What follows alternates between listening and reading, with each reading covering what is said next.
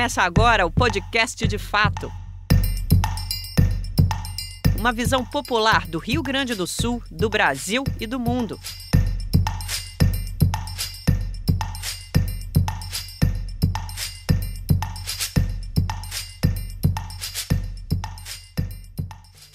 Olá, estamos entrando no ar com mais um podcast de fato. Uma parceria do Brasil de Fato RS com o Sindicato dos Bancários de Porto Alegre e região. Gravado diretamente no Estúdio Hall, no Centro Histórico de Porto Alegre. Eu sou Kátia Marco e comigo tocando o programa, Ayrton Centeno. Dali, Ayrton. Salve, Kátia! O Ayrton estava aqui me falando que já tem até um fã-clube do podcast. Tá imenso. Milhares de pessoas já. Cartas e cartas.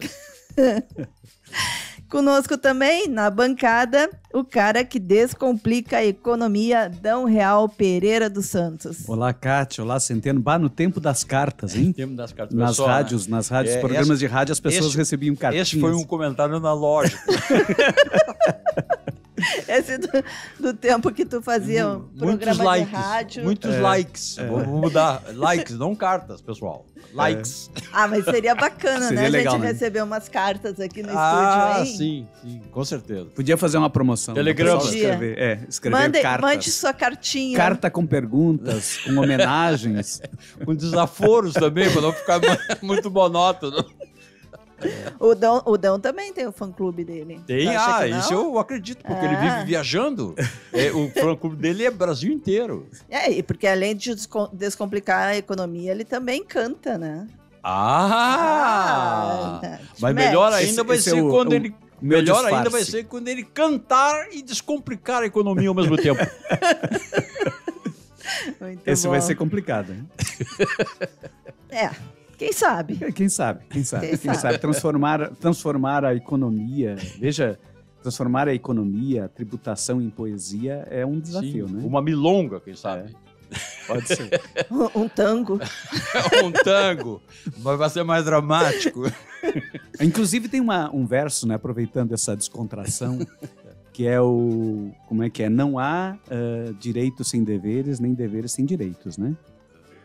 Já se falava disso em música, né? Isso aí é um verso da Internacional. Olha aí. Então, é uma inspiração. Bela lembrança. Uma inspiração para contrabandear a economia a partir desse verso. Legal. Mas seguinte, gente, vamos então pro que interessa, né? Porque vocês não vieram aqui para nos ouvir ficar falando... Abobrinha. Eu não queria usar essa palavra aí. Já usei, tarde demais. Mas para iniciar com tudo, o mês da consciência negra, o nosso entrevistado de hoje é um autor de um dos maiores best-sellers de ficção no Brasil dos últimos anos, Torto Arado, um sucesso de crítica. Ele também lançou recentemente Salvar o Fogo. E está com a gente o escritor Itamar Vieira Júnior. Fugindo ao padrão do podcast de fato, a entrevista não será ao vivo. Ela foi gravada agora durante a Feira do Livro de Porto Alegre. Então vamos lá para o nosso bate-papo, Centeno. Vamos lá. Bom, eu vou começar perguntando para o Itamar o seguinte. Os livros do Itamar, os teus livros, são atravessados pela questão da terra, a questão do território. E eu queria saber em que medida a tua condição de funcionário do INCRA foi determinante, digamos assim, para a escolha dessa temática. 17 anos, né, de trabalho no INCRA, trabalhando com as populações do campo. Isso, para mim, foi muito importante para conhecer o Brasil em profundidade, sabe? Porque eu fui trabalhar no Maranhão, depois eu voltei para a Bahia, e conhecendo essa realidade, eu pude entender o Brasil de uma maneira melhor, porque eu acho que no campo as marcas desse passado ainda que nos alvita, que nos divide, que nos fragiliza, ainda estão muito presentes.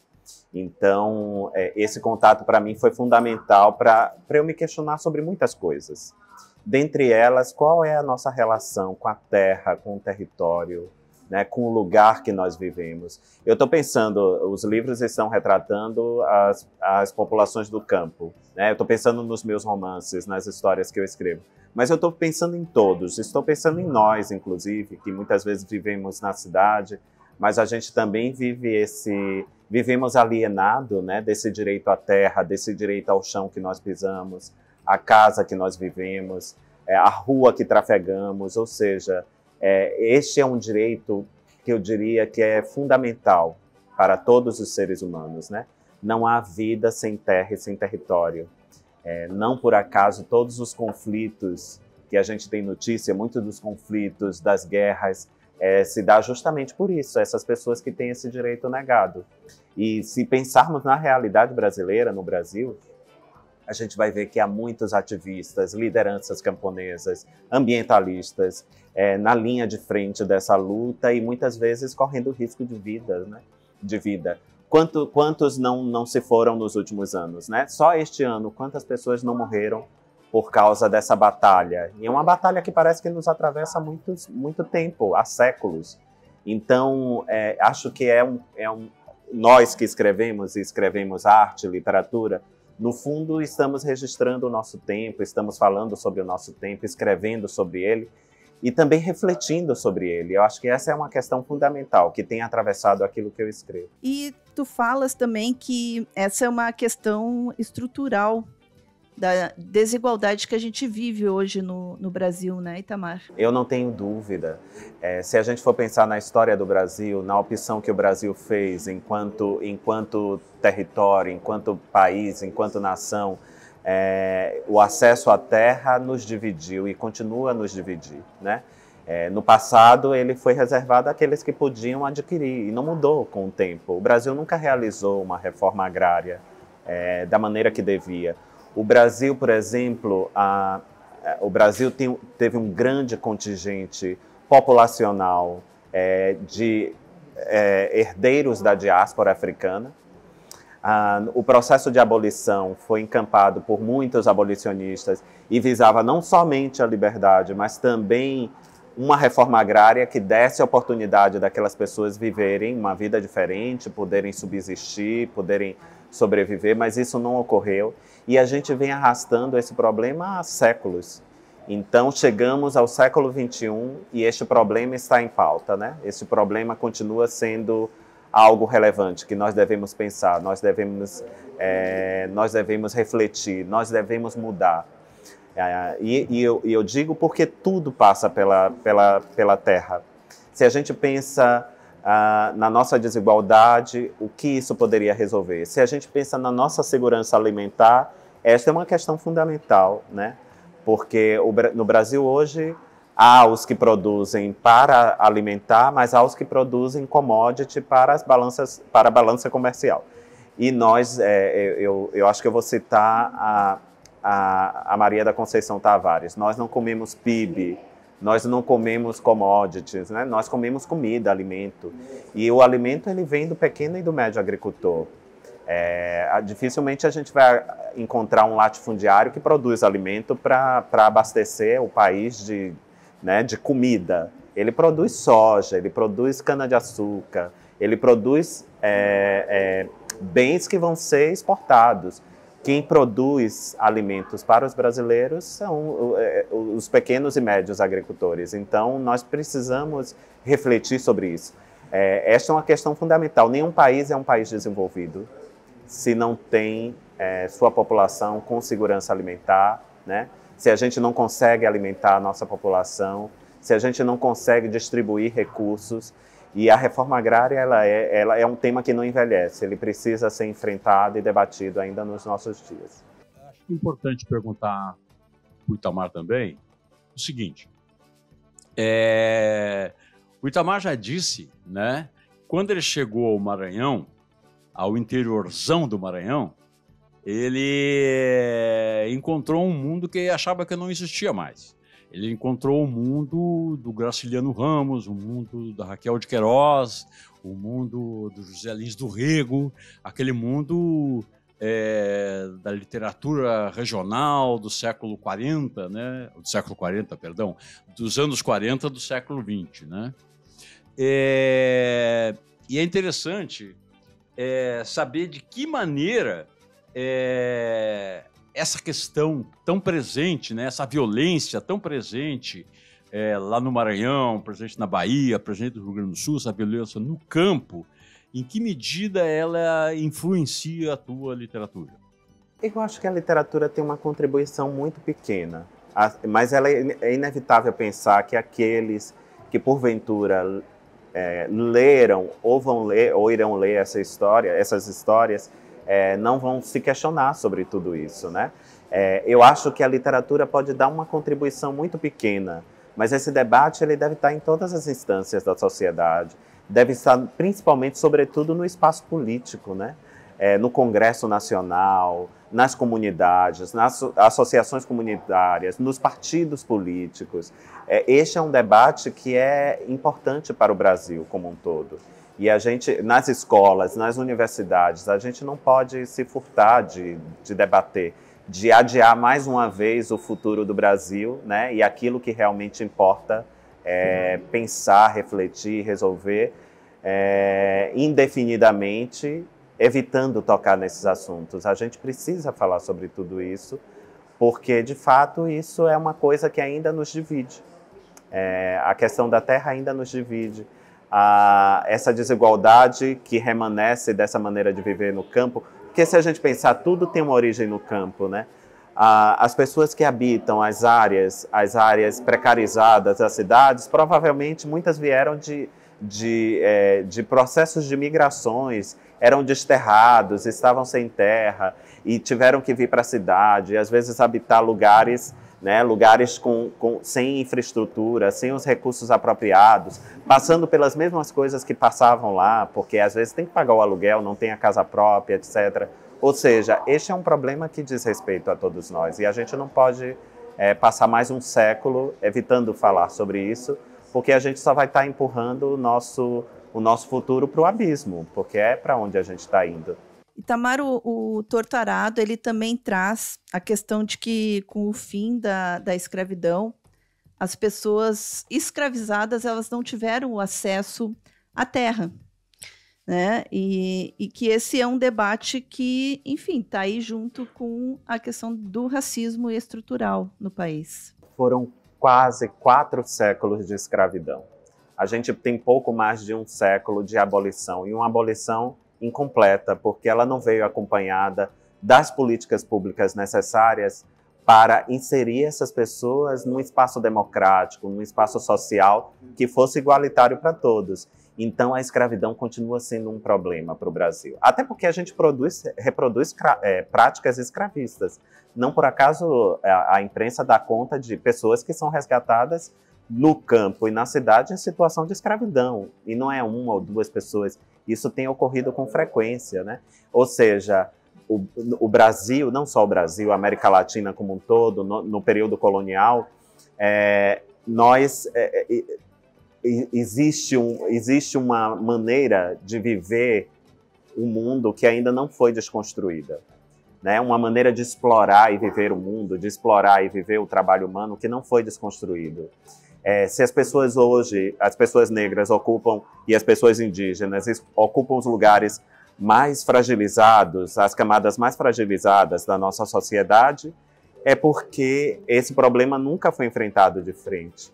Então, a escravidão, a colonização estabeleceu um ranking de vida e valor que nunca foi desconstruído. Se não foi desconstruído, nós precisamos, neste momento, desconstruir. Porque as pessoas negras têm os piores índices sociais, os piores índices de escolarização, porque elas têm ocupado massivamente as penitenciárias e outros espaços, né, outros espaços de repressão e opressão que alvita a nossa dignidade humana. Então precisamos pensar sobre tudo isso, né? E daí a escravidão ser um tema urgente, é pensar o Brasil a partir dessa chaga que nos acompanha, que nunca nos abandonou. A literatura, talvez, com a sua capacidade de nos permitir viver a vida das personagens, possa fazer a gente refletir sobre isso. Mas a solução para estes problemas passam longe da arte, elas vão se resolver nos espaços de debate, né? nos espaços legislativo, no espaço político. É aí que a gente vai encontrar a solução para tudo isso. Mas a gente não pode esperar isso dos políticos, né? A política é algo que deve ser vivido e exercido por todos nós. Nós precisamos saber em que vamos votar, precisamos conhecer nossos candidatos, precisamos debater, pressionar, né? Porque não basta eleger, a gente tem que participar da vida política do país. E participar da vida política demanda tudo isso, né? A gente precisa conhecer para transformar mesmo. É importante ponderar que a gente vem de um período em que de profundo descrédito da política, não é, Itamar? E, mais do que isso, em que a política foi criminalizada. Os partidos políticos, a democracia, ela se viu... já vivemos numa democracia frágil, porque talvez essa é a natureza da democracia, mas, de alguma maneira, essa democracia esteve por um fio, né? Isso que nós chamamos de democracia, porque ela está incompleta também, porque ela não acolhe todos.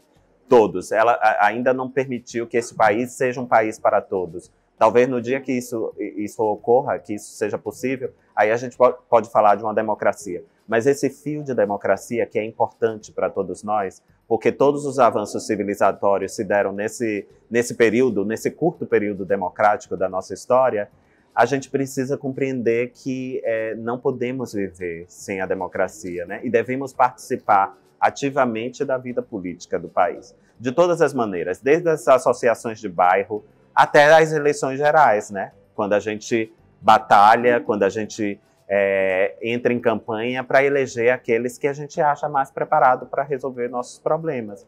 Mas mesmo depois de eleito, a gente não pode deixar tudo ao Deus dará. A gente tem que participar da vida política desse país, de muitas maneiras, né? Provocando esse debate, assumindo responsabilidades e compromissos também. Outra característica que me chama muita atenção na tua literatura, né? Tanto no Torturado como agora no Salvar o Fogo, são mulheres fortes, né? As personagens principais das tuas histórias são mulheres, e mulheres que têm essa característica, né? Elas, enfim, dominam realmente a cena dos teus livros. Qual é a tua referência? Eu acho que vem de uma referência pessoal, familiar, vem de uma referência também do tempo em que nós vivemos, né? Que já é um tempo que não aceita que a mulher ocupe lugares, os lugares mais recônditos da sociedade. Elas sempre participaram, mas agora muito mais da vida pública desse país, né? Tem uma participação muito ativa. Eu estou pensando sobretudo nas mulheres nas comunidades rurais, nas associações de bairro, porque infelizmente o nosso Congresso ainda é um espaço conservador e as mulheres são minoria ali. Eu espero que tudo isso que eu vejo acontecer nas localidades, né, nos bairros, nas comunidades rurais, onde as mulheres têm cada vez ocupado mais espaço, por fim se reflita nos lugares, nas instâncias de poder do país, no Congresso Nacional, no Poder Judiciário, né? Neste momento estamos aí com a vaga em aberto no Supremo Tribunal Federal. É importantíssimo que esse lugar seja ocupado por uma mulher, né?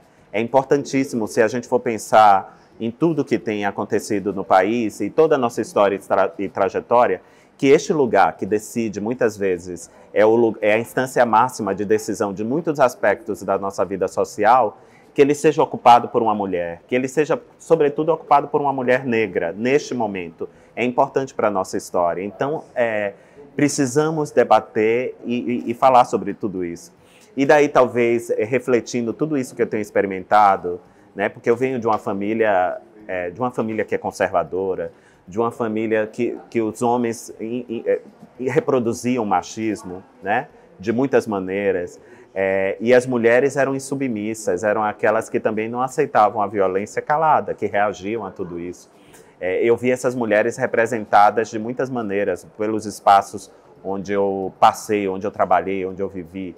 E daí eu acho que tudo isso se reflete naquilo que eu escrevo, porque é importante que a minha escrita reflita sobre o meu tempo, reflita sobre as pessoas à minha volta, sobre aquilo que é relevante e importante para mim. Por falar no teu romance, novo romance, lançado esse ano, Salvar o Fogo, é É importante observar que ele traz a igreja, a religião como tema. Por que esse tema foi escolhido? Eu acho que era importante, era relevante, espelha um pouco de tudo aquilo que eu vi, que eu experimentei, né? É um livro que, apesar de falar de personagens que estão vivendo num tempo muito próximo ao nosso, são personagens que inevitavelmente são atravessados pelas questões mais importantes deste país, pela colonialidade, pela escravidão. Então, pensar na colonialidade, na escravidão, sem pensar no papel da instituição organizada, né, da instituição igreja, né, como ela foi importante, ela foi determinante para tudo isso. Determinante para quê? Para que o empreendimento colonial escravista tivesse êxito, tivesse sucesso. Durante muitos anos, a igreja ela foi a maior detentora de escravizados do Brasil. Ela ainda detém grandes porções de terra, de bens econômicos, e pouco se fala sobre isso, né? E as pessoas ainda são atravessadas por essa violência. É inevitável pensar, por exemplo, na história colonial da América Latina e pensar que, para nós, a colonialidade ela chegou com uma cruz cristã. E essa cruz foi a primeira coisa que fizeram quando desceram nesse território, era colocar uma cruz. Essa cruz significou o apagamento de muitas ontologias, de muitas culturas que existiam aqui antes. Então, acho que é por isso que a igreja está retratada com ênfase nesse romance, né? Ela é quase uma personagem ali nos lembrando que a nossa história do papel fundante e determinante que a igreja, que o cristianismo teve na nossa história enquanto país. E a gente não precisa, a gente deve refletir sobre tudo isso, debater sobre tudo isso. Até porque a igreja que está representada aqui é a católica. Mas a gente sabe, por exemplo, que em espaços como o Congresso Nacional, do peso de outras denominações cristãs tem, e que elas têm decidido sobre nossas vidas e ainda têm significado de alguma maneira, tem penetrado em debates importantes da vida pública do país, e muitas vezes a maneira que é conduzido não diz respeito a todos, né? Não contempla a todos. Termina que faz desse Estado menos democrático do que ele deveria ser.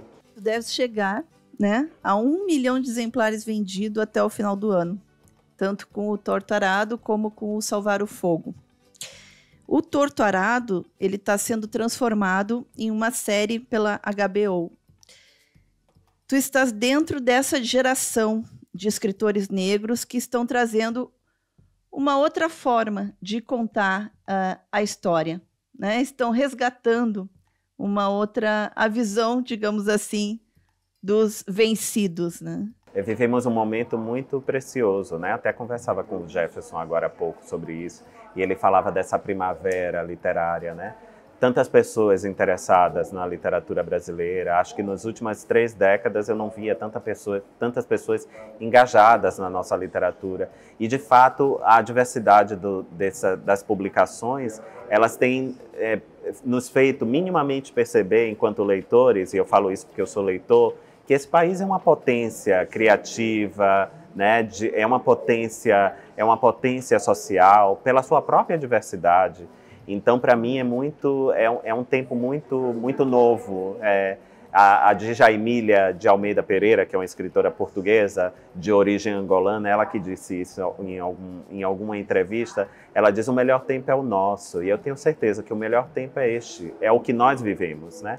E onde a gente pode ver observar essa diversidade. Isso também não quer dizer que a gente deve se conformar com isso, a gente deve querer muito mais, né? Muito mais diversidade, muito mais mulheres publicando, indígenas publicando, pessoas negras publicando, mais leitores interessados nessa diversidade social e histórica que é o Brasil. Mas eu penso que esse é um momento realmente especial para as artes, para a literatura, para a nossa sociedade como um todo. Que autores te influenciam? Que autores brasileiros tu tens lido, Itamar? Eu tenho lido muita coisa, eu me interesso por tudo, né? Mas eu acho que tem autores, alguns foram até citados aqui, autores importantes, autores que têm, de fato, recontado de uma maneira muito interessante a história brasileira. Eu vou citar alguns, mas os que não forem citados, não se preocupem, é porque o tempo é curto e a memória também. mas eu estou pensando na Ana Maria Gonçalves, eu estou pensando na Conceição Evaristo, eu estou pensando na Eliana Alves Cruz, no Jefferson Tenório, no Faleiro, eu estou pensando no Ailton Krenak, na Júlia Dorrico, todos esses que estão trazendo uma nova história, né? À luz, essa história contada a partir de suas perspectivas. E isso é realmente algo poderoso, que faz a diferença, não só no campo das artes, mas para a sociedade como um todo. A gente passa a se reconhecer em nossa própria diversidade. E eu acho que quando a gente faz isso, vamos viver menos diferenças, menos racismo. A gente vai repensar esse país em toda a sua grandeza mesmo. Nós estamos no Novembro Negro, o mês, né, em que celebramos aí a consciência negra. É claro que esse é um debate que deve permear o ano inteiro, enfim, deve estar no nosso dia a dia, né? Mas qual a importância da gente ter um mês para celebrar e debater esse tema? É bom que exista esse mês para lembrarmos de tudo isso, mas eu gostaria que o mês da consciência negra fosse em todos os meses do ano, porque este é um debate que não acaba, que não se dá só num mês, que não morre, né? Provavelmente vamos passar as próximas décadas, os próximos séculos ainda discutindo isso, porque a nossa desigualdade, infelizmente, ela é grande, ela é imensa, ela é legado de 5 séculos de colonialismo, né? Ela é legado de 4 séculos de escravidão. E a gente não vai desconstruir isso do dia para a noite. Então, por isso, essas datas são importantes, esses meses são importantes, esses eventos são importantes, mas a gente deve pensar sobre isso todos os dias do ano. Não dá para ser diferente. Itamar, hoje nós temos um escritor indígena, o Ailton Krenak, na Academia Brasileira de Letras, né? Há muitos escritores novos, há escritores novos indígenas, escritores novos negros. Qual é a importância dessa novidade, escritores novos, para construir um outro mundo? A literatura ela é fruição, né? Talvez ela não tenha um objetivo explícito dado, mas o ser humano ele não vive sem arte, né? O Antônio Cândido que dizia que tem um texto do Antônio Cândido, Direito à Literatura, que está num livro que foi recém-publicado, recém-editado, se chama Vários Escritos. O Antônio Cândido dizia que nós, todos os seres humanos, são capazes de criar ficção, que a ficção mais íntima, a que todos realizam de alguma maneira, são os sonhos, né? Os sonhos são histórias ficcionais, né? Ou seja, nenhum de nós prescinde das histórias que são contadas em família, da música, da arte como um todo. Isso é parte da nossa dimensão humana. E daí, pensando dessa maneira, a literatura pode nos ajudar, né? Ela permite que nós, como leitores, a gente consiga se colocar no lugar do outro, no lugar daquela personagem, no lugar daquela história que estamos lendo, né? No lugar daquelas personagens. E isso, quando a gente se coloca no lugar dessas personagens, e você como leitor, você não precisa ter nenhuma origem, você só precisa ter o coração e a mente aberta para ler aquilo que você, né, se propõe a ler. E a gente consegue se colocar no lugar do outro, no lugar da personagem. Ainda que você não seja uma mulher negra, você vai entender o que é o racismo. Ainda que você não seja uma pessoa brutalizada, violentada, uma pessoa estigmatizada, se você tiver o coração aberto, você vai compreender o que é isso. E isso, com certeza, nos humaniza, nos coloca num outro lugar, num lugar de compreensão mútua, né? E a gente passa a entender a dor do outro e querer atuar para que tudo isso seja melhorado em algum sentido. Depois desse bate-papo tão gostoso e tão importante para a gente refletir sobre o nosso mundo, fica aí o convite para apoiar o Brasil de Fato. Aqui, onde você consegue ter uma outra visão diferente daquela que a grande mídia repercute todo dia. Então, entra lá em apoia.se/Amigos do Brasil de Fato RS e ajude a gente a construir um outro jornalismo. Descomplicando a economia. houve uma aprovação na CCJ do relatório do senador Eduardo Braga da reforma tributária, da PEC 45, aquela que saiu lá da Câmara dos Deputados. Mas eu queria fazer um gancho aí a partir da entrevista do Itamar, né? Porque estamos aí entrando no mês de novembro, que não é apenas o novembro azul, né? Mas também é o novembro negro, é o novembro que é o mês da consciência negra, né?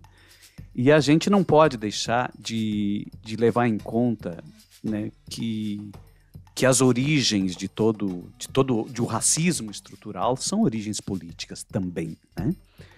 Em 1890, e até o Itamar retrata muito bem essa questão no Torto Arado, né? O abandono que foi feito aos ex-escravizados, né? E em 1890, essa distância entre os negros e os brancos da época foi aprofundada com um decreto do presidente, então, Deodoro da Fonseca, decreto 528, que estimulava a vinda de imigrantes brancos, com todos os benefícios, ou seja, benefícios do Estado, com patrocínio, com passagem paga, com terras garantidas, inclusive com escolas para os filhos dos imigrantes brancos. E tem um artigo... Era a proposta, antes de continuar, era a famosa proposta do branqueamento, né? Exato. Do melhoramento da raça, entre aspas, é claro. Isso. E aí tem um artigo, assim, o primeiro artigo desse decreto, interessante. Enquanto estava escutando a entrevista, eu busquei aqui na internet, né? É inteiramente livre a entrada nos portos da República dos indivíduos válidos e aptos para o trabalho que não se acharem sujeitos à ação criminal no seu país, exceptuados os indígenas da Ásia ou da África, que somente mediante autorização do Congresso Nacional poderão ser admitidos de acordo com as condições que forem então estipuladas. Vejam, então aí se conseguiu o primeiro regime de cotas, o primeiro sistema de cotas raciais, né? Sim. Foi feito em favor... Ao avesso. Ao avesso, em favor dos brancos, em favor dos imigrantes europeus. E aí isso vai explicando, né, essa distância, né, e a necessidade que temos hoje de valorizar as políticas afirmativas, as políticas, né, de cotas, as políticas de recuperação, né, desta herança trágica que a gente teve no passado. Bom, mas voltando para o nosso tema, o que a tributação tem a ver com isso, né? O que a economia tem a ver com isso? O que a política tem a ver com isso? Tem tudo a ver. Porque porque a política tributária de qualquer país é um instrumento a serviço da sociedade, né? Então, é um instrumento que vai moldando o Estado e moldando também a própria sociedade, vai compensando determinados desequilíbrios. Por exemplo, a desigualdade de gênero poderá ser compensada também pela política tributária, né? Assim como esta assimetria ou essa herança que a gente tem da escravidão também poderia ser compensado de alguma forma pelas políticas do Estado.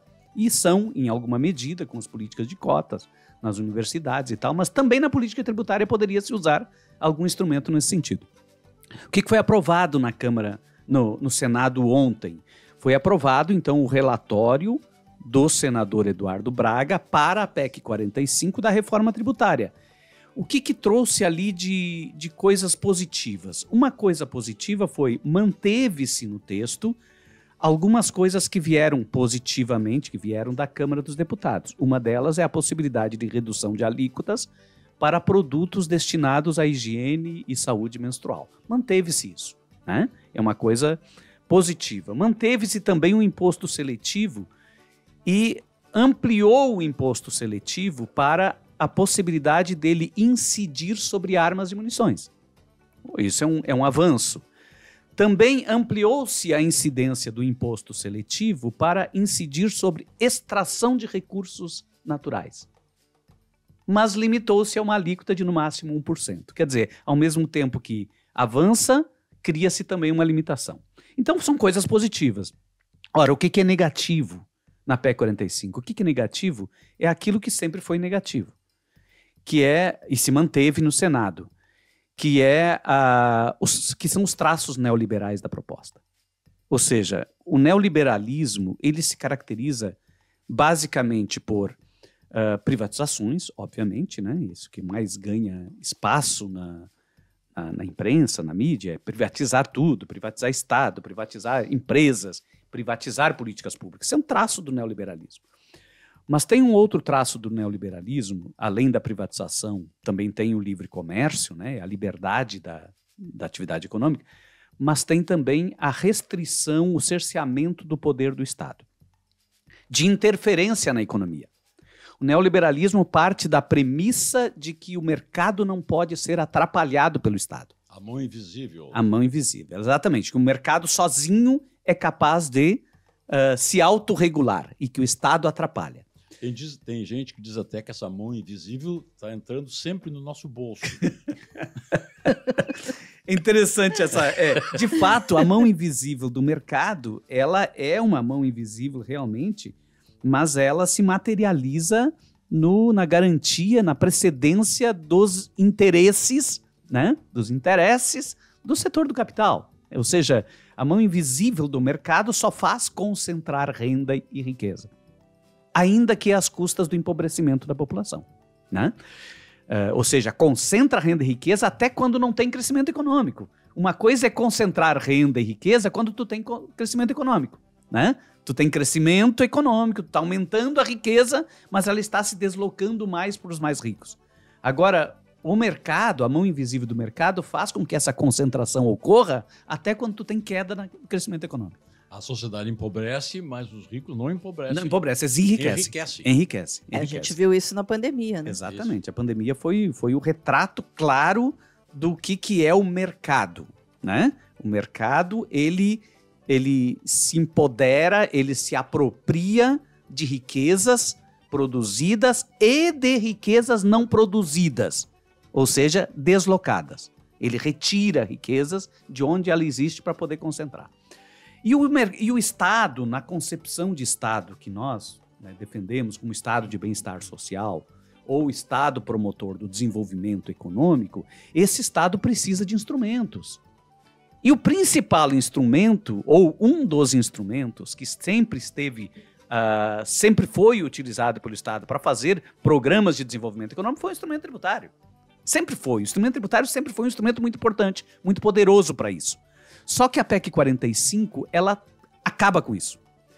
Não definitivamente, mas ela reduz bastante a capacidade do Estado de se utilizar do tributo para promover uma intervenção na atividade econômica. Inclusive, o relator, ele foi mais ousado que a Câmara. Ele incluiu no caput do artigo 156A, que é o que cria o IVA estadual e municipal, que substitui o ICMS, substitui o ISS, substitui o PIS, COFINS, IPI, enfim, é o artigo 156A. Ele incluiu no próprio texto que este tributo tem que se pautar pelo princípio da neutralidade. Neutralidade quer dizer, em outras palavras, o Estado não pode usar o imposto para estimular ou desestimular uma ou outra atividade ou setor econômico. Não pode, tá certo? Não pode. Esta é a materialização mais clara de uma premissa neoliberal dentro de um sistema tributário, dentro de uma reforma tributária que está sendo encaminhada por um governo popular. Não pode dizer que essa reforma é a reforma do governo. Não é. O governo simplesmente encaminhou uma reforma que estava no Congresso desde 2019. Então é isso que está acontecendo na PEC 45. Isso vai criar problemas para o Estado brasileiro no modelo de Estado que nós imaginamos, um Estado com capacidade de interferir na atividade econômica, promover o desenvolvimento, orientar, por exemplo, a indústria dos semicondutores, como foi agora o decreto do presidente Lula, né? Orientar a indústria da química, a indústria, enfim, orientar a partir do instrumento tributário, ele deixa de ter essa capacidade e quem vai determinar o que vai se desenvolver ou não num país vai ser o mercado. Ou seja, o Estado perde essa capacidade. Isso no meu ponto de vista, no ponto de vista do Instituto de Justiça Fiscal, inclusive, é um aspecto sério da reforma que não está se dando o peso que deveria se dar. Né? É uma questão séria, problemática na reforma tributária como está. Como é que se compensa isso? Se compensa isso em cima de uma nova reforma tributária que está sendo prometida para o início do ano que vem na tributação da renda.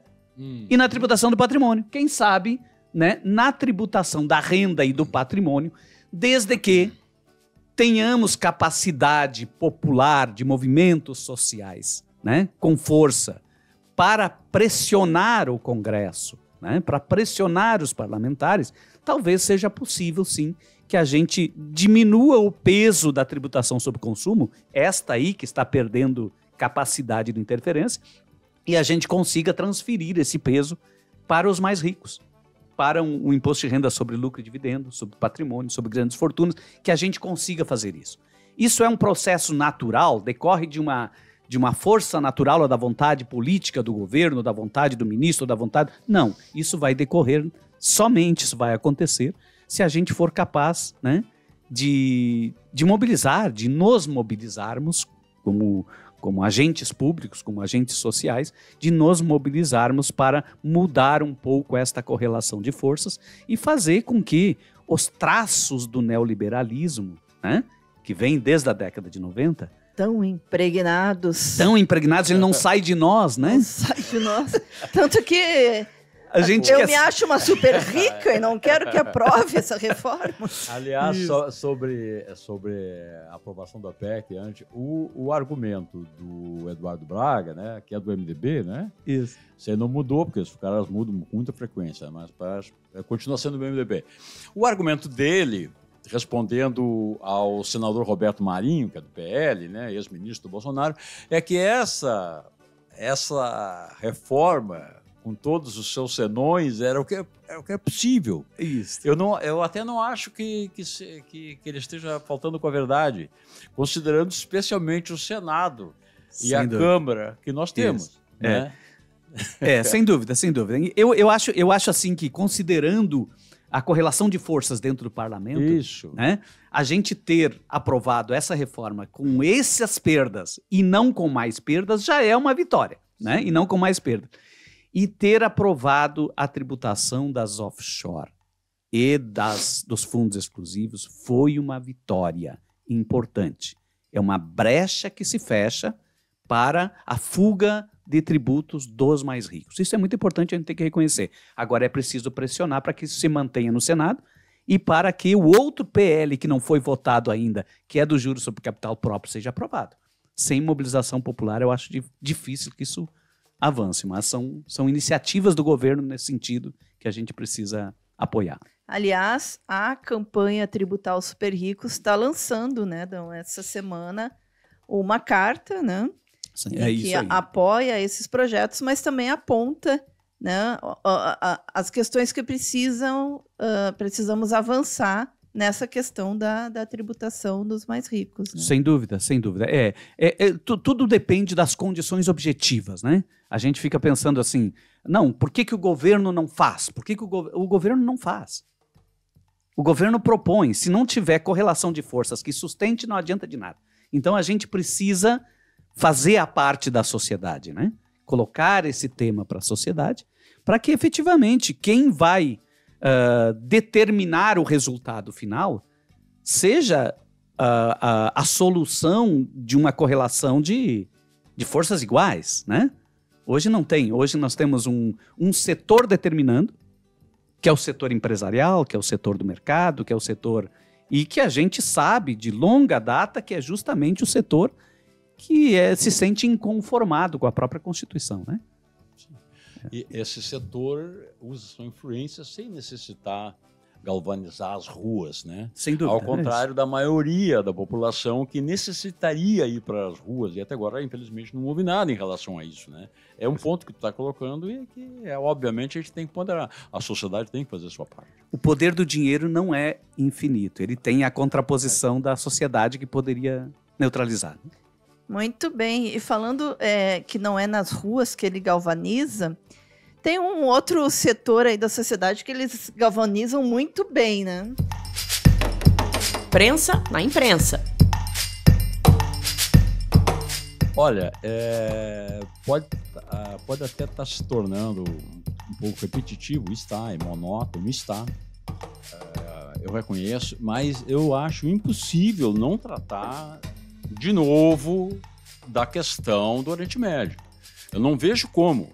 Afinal de contas, no dia 7, né, agora fechamos um mês do que a mídia chama de guerra, eu digo guerra entre aspas. Enfim, fechou um mês do conflito e nós temos 10 mil mortos em Gaza, sendo que desses 10 mil mortos, calcula-se que algo em torno de 4 mil sejam crianças. Então, como a mídia está olhando isso? Como a mídia está tratando esse assunto? Como ela está ou não indignada com a desumanidade do que está ocorrendo? Certo, então eu volto novamente a tratar desse assunto, né? Minha opinião particularíssima, acho que a mídia está... A mídia, quando eu falo a mídia ocidental, e aí, obviamente, a brasileira junto, né? Ela está... E as agências de notícias norte-americanas, As agências de notícia norte-americanas, obviamente, sim, estão realizando uma das mais vergonhosas coberturas da sua história, né? Até alguns movimentos no sentido de remendar algumas coisas, mas eu acho que isso que está acontecendo é uma bofetada na cara e, digamos assim, da humanidade e que continua ocorrendo e a mídia está ajudando no impulso dessa bofetada. Muito bem. Como eu já disse antes, acho que esse é um conflito profundamente assimétrico. E a mídia trata como havendo simetria nisso. Ora, de um lado, nós temos uma nação que mobiliza 500 mil reservistas, 500 mil de soldados, e do outro nós temos um grupo, né, extremista que, não sei, deve ter alguns milhares de, entre aspas, soldados, né? De um lado tem uma força arrasadora, né? Do outro, nós temos uma contraposição quase ridícula perante o poder de Israel, né? Então, não pode jamais tratar como simétrico algo assim.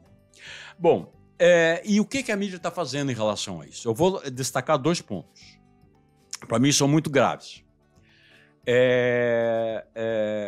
Com frequência, nós vemos na Globo News, começa uma notícia sobre a situação com uma mãe israelense chorando o drama de perder um filho ou ter um filho sequestrado, o que é algo que nos comove profundamente, comove a todos profundamente. Comove, obviamente, o telespectador e a telespectadora. Agora, como bem observou a Heloísa Vilela é uma repórter, ex-Globo, por sinal, é uma repórter que o ICL, né, o Instituto de Conhecimento Liberta, do Eduardo Moreira, enviou para a Cisjordânia. Então, ela era a única repórter lá na Cisjordânia. Muito bem. Então, ela fez uma observação que eu acho perfeita. Ela diz o seguinte, em suma, a mídia, a televisão, no caso, só pode mostrar uma mãe israelense chorando, né, não como ela faz agora, que ela mostra uma mãe israelense, sofrendo aquela dor. E, em seguida, mostra um pai ou uma mãe em Gaza desesperado também, sofrendo uma dor semelhante. Então, ela observa o seguinte, diante do quadro que nós temos, ela mostrando uma mãe israelense, ela teria que mostrar 7 mães palestinas. Do contrário, é um embuste, porque está dizendo que há equanimidade nisso. E não há. A dor está muito mais disseminada do outro lado. Então é algo para a gente pensar, né? Se tu mostra 1 e 1, tu passa a ideia que há um equilíbrio, e não há equilíbrio nenhum. Esse é um ponto. O outro ponto que eu gostaria de observar é o seguinte. Toda santa vez que vem uma notícia de um hospital, de uma escola, de um abrigo bombardeado em Gaza, se diz que a fonte é o governo de Gaza, que é o Hamas, né? E aí eu vou ler aqui para não me perder na frase padrão repetida, e é padrão mesmo, eu acho que é uma orientação editorial disso. A frase lapidar é, depois de dizer, o hospital foi bombardeado e morreram 50 pessoas. Qual é a informação que vem a seguir? Vem a informação seguinte, abre aspas, a informação não pôde ser verificada por meios independentes. Aí acontece o quê? Há uma informação do outro lado. A informação vem da onde? Vem de Tel Aviv, vem do governo de Bibi Netanyahu, ou do Exército, ou do porta-voz das Forças Armadas de Israel. E não há nenhuma observação quanto à possibilidade de checar essa informação. Se tivessem acesso a checar uma informação dessa vinda de Tel Aviv. Obviamente não tem, né? Obviamente não tem. Não tem como checar de um lado e não tem como checar do outro. Isso devia ser colocado. Do contrário, tu já desmereces uma informação que é de quem está sendo massacrado e passa pano para a informação de quem massacra, né? É gravíssimo isso do ponto de vista jornalístico. É inaceitável que seja feito isso, né? E que as pessoas acabam recebendo isso de uma maneira completamente torta e vão construir a sua opinião a respeito do que está ocorrendo lá de modo totalmente enviesado, valendo-se de informações deturpadas ou insuficientes, né? Então, essa assimetria, como já disse antes, também se verifica na cobertura da guerra, né? Então, até digo assim, olha, se a gente fala, por exemplo, em genocídio, está falando em genocídio, eu gostaria de lançar uma nova palavra aqui, diante dessa cobertura. Informacídio. Boa, gostei dessa palavra. Mais uma vez, né? A verdade. De novo, a velha máxima, a principal vítima, né? A primeira vítima é a verdade. E uma coisa interessante também dentro disso, né, Ayrton, é sempre o divisionismo, né? Ou tu defende os judeus, ou tu defende os palestinos, ou tu defende uma coisa. Ou seja, não é isso que está em questão, né? Não, até vou ilustrar com uma coisa. Ontem aconteceu um negócio com o padre Júlio Lancelotti, que é uma figura admirável, né? Uma pessoa dedicada ao outro, à população de rua e tal. O padre Júlio estava indignado com o que está acontecendo em Gaza. Aliás, as pessoas, isso é uma coisa da humanidade. Não pode achar que 4 mil crianças mortas é uma coisa barata. Que é carne barata? Não é carne barata, é humanidade. Então o que ele fez? Ele participou de uma manifestação contra a guerra, ou entre aspas, a guerra, contra o que está acontecendo, contra o massacre em Gaza. Genocídio, né? Vamos usar Não, a palavra ele participou exata. E aí passou a ser bombardeado, entre aspas, por sionistas de esquerda. Uhum. Dizendo que não iam mais apoiar nenhuma das obras dele, que aquilo era uma barbaridade, tal e tal e tal. E ele diz, olha, eu não fiz coisa nenhuma, eu só fui uma manifestação contra a guerra. Eu não fiz nada. Entende? O que eu valho? Eu não valho nada. As pessoas deixaram de morrer depois que eu fui para lá? Não. Depois que eu participei da manifestação? Não. Entende? Então é essa questão dos dois lados, né? Ayrton, eu só queria chamar a atenção aqui e convidar, né, os nossos, quem está nos assistindo ou nos ouvindo, a procurar a carta do ex-diretor de Direitos Humanos da ONU, do escritório de Nova York, né? Greg Mokhiber. Isso. Né, que deixou o cargo no dia 28 de outubro. E a carta dele é simplesmente maravilhosa. Trazendo uma análise, né, de como a ONU vem atuando no conflito há muitos anos e como os Estados Unidos, né, estão dominando a ONU, e ele traz um roteiro para, enfim, se conseguir realmente uma paz com justiça, né, naquela região. Aliás, a ONU é mais uma vítima dessa guerra, né? Ela mostrou toda a sua impotência diante dessa carnificina, né?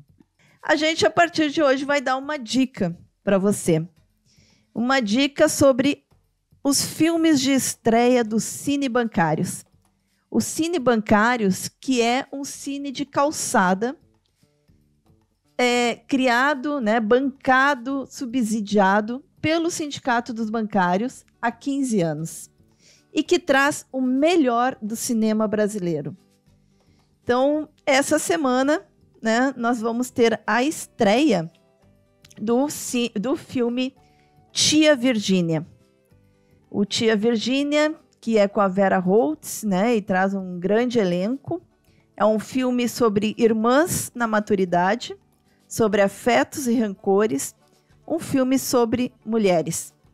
E você pode assistir aqui no Cine Bancários, né, que fica na Rua General Câmaras 424, todos os dias, menos segunda-feira, às 19 horas. Por um valor, gente, que é muito simbólico. O ingresso no Cine Bancários custa R$12. E muita gente tem direito à meia entrada, inclusive os filiados aos sindicatos, né, que são da base da Central Única dos Trabalhadores, da CUT. Então, se você é filiado a um sindicato, eu, por exemplo, sou filiado ao Sindicato dos Jornalistas, eu pago meia entrada, eu pago R$6. E nas quintas-feiras, todo mundo paga meia entrada. Então, assim, não tem desculpa. Né? Não tem desculpa, aliás, vamos ao cinema. Aliás, a ideia, né, a simples ideia de cinema de calçada já é resistência. Exatamente. Já é uma resistência, porque acabaram os cinemas de calçada. Acabaram os cinemas de calçada e o representante, possível representante brasileiro, o Oscar, né, com a corrida do Oscar, trata desse assunto, Retratos Fantasmas, né? Sim. Do Kleber Mendonça Filho. Exatamente. Muito bom. Então vamos lá para nossa figuraça essa semana, mas antes curta, compartilhe, comente, né? Mande seu feedback, manda seu like para nós aqui pro fã-clube do Ayrton. E uma cartinha, pode mandar cartinha. Uma cartinha direcionada para o Dão Real. Telegrama. Que ele vai ler aqui no programa. Figuraça da semana. Olha, gente, o meu figuraça, ou melhor, a minha figuraça da semana é uma pessoa que vocês não conhecem, eu pelo menos não conhecia. O nome dela é Ahed Tamimi. Quem é Ahed Tamimi? Bom, Ahed Tamimi é uma ativista palestina de 22 anos, que ela está presa, foi presa pelo exército de Israel. Ela está sendo acusada, coisa que não foi até esse momento comprovada, de estimular, incitar terrorismo, discurso de ódio, etc. Muito bem. A Ahed, né, Tamimi, ela tem uma história, ela já se transformou num ícone da resistência palestina, porque aos 16 anos, ela começou aos 13 anos, e aos 16 anos ela foi presa pela primeira vez. Ficou 8 meses presa porque uma tropa do exército de Israel invadiu a aldeia dela, na Cisjordânia, e ela reagiu dando um tapa no rosto de um soldado. Ela ficou 8 meses presa, né? Começou a sua ronda das prisões, então. Então, eu acho que nesse momento o meu voto é para a Ahed Tamimi. Espero que a Ahed consiga sair logo da prisão. Isso aí, vamos fazer força para isso. Mas eu não podia deixar essa semana de prestar minha homenagem a Ayrton para uma grande figura da cultura popular daqui de Porto Alegre, né, que nos deixou nessa semana, na terça-feira, no dia 7 de novembro, partiu aí com seus 78 anos, né? 78 anos de dedicação, de militância cultural, como ator, como músico, né? Animador. Com seu tambor pelas ruas de Porto Alegre. Então, a minha homenagem hoje vai para o nosso querido Zé da Terreira. Bom, quantas vezes a gente encontrava o Zé nas calçadas, né?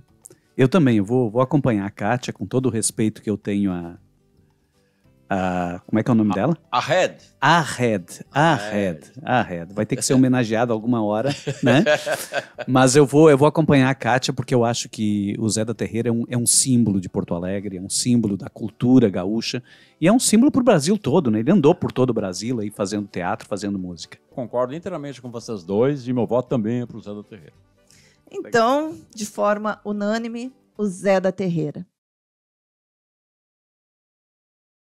Gente, ficamos por aqui. Aproveitar mais uma vez para te convidar a apoiar o Brasil de Fato. Entra lá em apoia.se/Amigos do Brasil de Fato RS e contribua para o nosso jornalismo. Ficamos por aqui, lembrando que se você tem um recadinho, né, já dissemos, manda uma carta aqui ou um e-mail para o redaçãors@brasildefato.com.br pelas redes sociais do Brasil de Fato RS. Grande abraço. Você ouviu o podcast de Fato, uma produção do Brasil de Fato, Rio Grande do Sul.